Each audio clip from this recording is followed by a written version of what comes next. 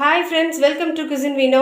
இப்போ நல்ல மழை நேரம். ஸோ நம்ம நல்ல சுட சுட முறுமுறுன்னு எதாவது சாப்பிட்டா நல்லா இருக்கும்னு நம்ம குழந்தைங்களும் கேட்பாங்க, நம்மளுக்குமே ஆசையாக இருக்கும். ஸோ மேக்ரோனியை வச்சு ஒரு குர்குரே மாதிரி ஒரு ரெசிபி செய்யலான்னு நான் யோசிச்சிருக்கேன். ஸோ அந்த ரெசிபி தான் கூட ஷேர் பண்ணிக்க போகிறேன்.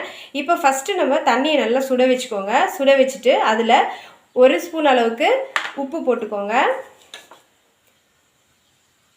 அதுக்கப்புறம் 1 டேபிள் ஸ்பூன் அளவுக்கு ஆயில் போட்டுக்கோங்க. எதுக்கு அது நம்ம போடுறோன்னா அந்த மேக்ரோனி வந்து ஒன்றோட ஒன்று ஒட்டாமல் இருக்கிறதுக்கு. இந்த நம்ம உங்ககிட்ட எந்த பாஸ்தா வெரைட்டி இல்லை எந்த மேக்ரோனினாலும் நீங்கள் இதில் செய்யலாம். இப்போது நான் ஒரு 250 கிராம் அளவுக்கு மேக்ரோனி போட போகிறேன். இதை நல்லா ஒரு மூடி போட்டு ஒரு 5 நிமிஷம் வரைக்கும் வேக வச்சா போதும். ஓவர் குக் பண்ணிட்டீங்கன்னா ரொம்ப குழஞ்சி போயிடும். ஸோ நம்ம பொரிச்சோன்னா நம்மளுக்கு வந்து கிறிஸ்பியாக வராது. ஸோ இப்போ நல்லா மிக்ஸ் பண்ணிவிட்டு ஒரு மூடியை போட்டு ஒரு 5 மினிட்ஸ் அளவுக்கு நம்ம கொதிச்சதுன்னா போதும். மீடியமில் வச்சே குக் பண்ணுங்கள். இப்போ நல்லா 5 மினிட்ஸ் ஆயிடுச்சு. இப்போ செக் பண்ணி பார்க்கலாம்.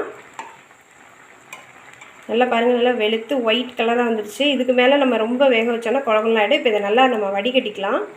இப்போ பாருங்கள், இது நல்லா வந்து நம்ம வடிகட்டியாச்சு. இது சூடை வந்து குறைக்கணும், ஏன்னா இது ரொம்ப ஓவர் குக் ஆகக்கூடாது. அதனால் இப்போ மேலே வந்து நம்ம பச்சை தண்ணி கொஞ்சம் ஊற்றிக்கலாம். நல்லா கூலிங்கான வாட்டர் ஊற்றி நல்லா ஒரு வாட்டி பெசரிட்டோன்னா அதில் மேற்கொண்டு ஓவர் குக் ஆகாமல் இருக்கும். அதுக்காக தான் நம்ம இந்த ஸ்டெப் செய்கிறோம். இதை அப்படியே எடுத்துகிட்டு தண்ணியை வடிச்சிட்டு ஒரு பவுலில் எடுத்து போட்டுக்கலாம். இப்போ இதை ஒரு பவுலில் எடுத்து போட்டுக்கலாம். இப்போ இதை ஃபஸ்ட்டு கொஞ்சமாக ஒரு சிட்டிக்கு அளவுக்கு உப்பு போட்டுக்கலாம், ஏன்னா நம்ம அதுக்கப்புறம் சீசனிங் வேறு பண்ணுவோம். இப்போ மைதா வந்து 1 ஸ்பூன் அளவுக்கு போட்டுக்கோங்க. தேவைப்பட்டால் திருப்பி போட்டுக்கலாம், ரொம்ப அதிகமாக சேர்த்துறாதீங்க. இப்போ கார்ன்ஃப்ளவர் இருந்துச்சுன்னா அது ஒரு 2 ஸ்பூன் போட்டுக்கோங்க. ஒருவேளை உங்களுக்கு மைதா யூஸ் பண்ண பிடிக்கலன்னா நீங்கள் வந்து அரிசி மாவு கூட சேர்த்துக்கலாம். இப்போ இதை நல்லா பெசரிக்கலாம், வேறு எதுவுமே நீங்கள் சேர்க்க வேணாம். இது நல்லா அந்த சூடு இருக்கும்போதே நல்லா எது ஒன்றோட ஒன்று ஒட்டாமல் இருக்கிறதுக்காக தான் நம்ம இந்த ஸ்டெப் செய்கிறோம்.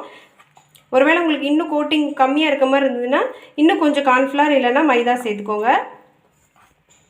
இப்போ ஆயிலை வந்து நீங்கள் மீடியமில் வைக்காதீங்க, இல்லை எண்ணெய் குடிச்சிட்டே இருக்கும். நல்லா ஹையில் வச்சுக்கோங்க, ஏன்னா ஆல்ரெடி எல்லாமே வெந்திருக்கு அப்படின்றதுனால நீங்கள் வந்து மேலே இருக்க கோட்டிங் வந்து நல்லா வேகிறதுக்கும் நல்லா பொன்னிறமாக வர அளவுக்கு போட்டிங்கன்னா போதும்.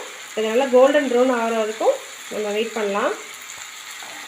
இப்போ பாருங்கள், நல்லா கோல்டன் கலர் ஆகிடுச்சு. இப்போ அதை நம்ம எடுத்துடலாம். இதே மாதிரி எல்லா பேட்சையும் போட்டு பொரிச்சிட்டு உங்களுக்கு நான் வந்து காட்டுறேன் சீசனிங் பண்ணுறது. இப்போ பாருங்கள் ஃப்ரெண்ட்ஸ், நல்லா கிறிஸ்பியாக நல்லா நம்ம பொரிச்சாச்சு. பாருங்கள், சவுண்டு பாருங்கள் எவ்வளோ கிறிஸ்பியாக இருக்குதுங்க. நம்ம கரெக்டான பதத்தில் வேக வச்சு எடுத்தோன்னா இந்த ரிசல்ட் கிடைக்கும். இப்போ நம்ம இதில் கொஞ்சம் உப்பு போட்டுக்கலாம். சீசனிங்க்கு கொஞ்சம் உப்பு போட்டுக்கோங்க. உங்கள் காரத்துக்கு தகுந்த மாதிரி நீங்கள் மிளகாத்தூள் போட்டுக்கோங்க. நல்லா கொஞ்சம் பொரிச்சு சூடு இருக்கும்போதே இதெல்லாம் போட்டிங்கன்னா உங்களுக்கு நல்லாயிருக்கும். என்கிட்ட சாட் மசாலா இருக்குது, ஸோ நான் கொஞ்சம் சாட் மசாலா சேர்த்துக்கிறேன். அது இல்லாதவங்க வெறும் உப்பு மிளகாத்தூள் போட்டு சாப்பிட்டிங்கனாலும் ரொம்ப நல்லாயிருக்கும். கொஞ்சம் மிளகுத்தூள் போடலாம், பூண்டு பொரிச்சு போடலாம். அந்த மாதிரி உங்களோட டேஸ்ட்டுக்கு தகுந்த மாதிரி நீங்கள் எப்படி வேணாலும் பண்ணிக்கலாம்.